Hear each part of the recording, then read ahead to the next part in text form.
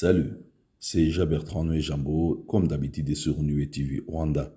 Si tu es nouveau, n'hésitez pas à t'abonner et à activer la cloche de notification pour ne pas rater les prochaines vidéos. À cet instant même, on va voir ensemble le plus haut sommet d'Afrique, le Kilimandjaro. Kilimandjaro est en effet un volcan qui est né il y a 750 000 ans. Il se trouve sur ce qu'on appelle le Grand Rift africain, une vallée qui traverse l'est du continent africain dans le sens nord-sud. Avec une hauteur presque 6000 mètres, le Kilimandjaro est la plus haute montagne d'Afrique. En Swahili, cette montagne s'appelle le Kilima Yanjalo, ce qui signifie la montagne de la splendeur.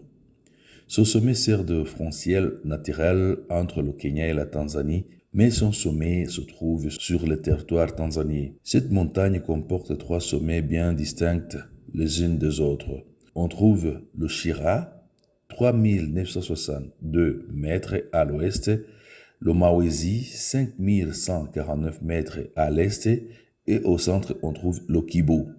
Le sommet de Kibo est le pic Uhuru et donc celui qui atteint les fameux 5895 mètres de hauteur et qui donne au massif du Kilimandjaro toutes ses lettres de noblesse. Le mont Kenya.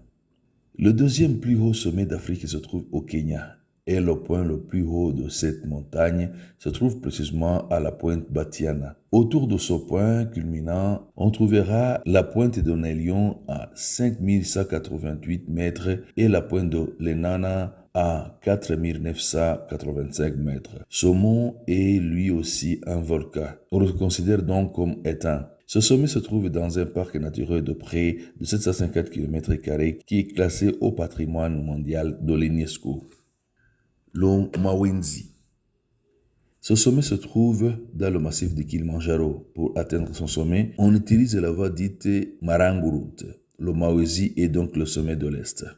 Le Rwenzori. Ce sommet africain fait partie d'une petite chaîne de montagnes située en Afrique centrale entre la République démocratique du Congo et l'Ouganda. Cette chaîne de montagnes était appelée par les Égyptiens les montagnes de la Lune. Avec ses 65 km de large et 120 km de long, cette chaîne de montagnes est une frontière naturelle entre l'Ouganda et la Congo démocratique.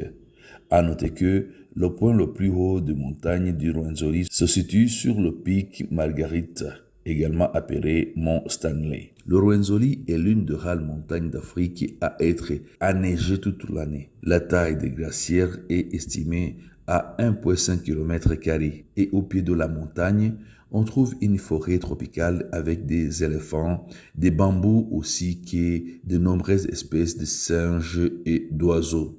Le mont Meru. Situé dans la vallée du Grand Rift, le mont Meru est en effet un volcan actif dans la dernière éruption, dont la dernière éruption date de 1910. À savoir que le mont Meru est également appelé Ordoigno Orc ou Black Mountain, mais son nom officiel est très peu utilisé et Socialist Peak. Le Ras Dashan. Cette montagne se trouve en Éthiopie, à 500 km environ de la capitale dans le parc national d'Ismien. À noter que l'on trouve 9 sommets distincts en haut du Ras Daha et que les cimes de cette montagne sont très fréquemment enneigées en hiver.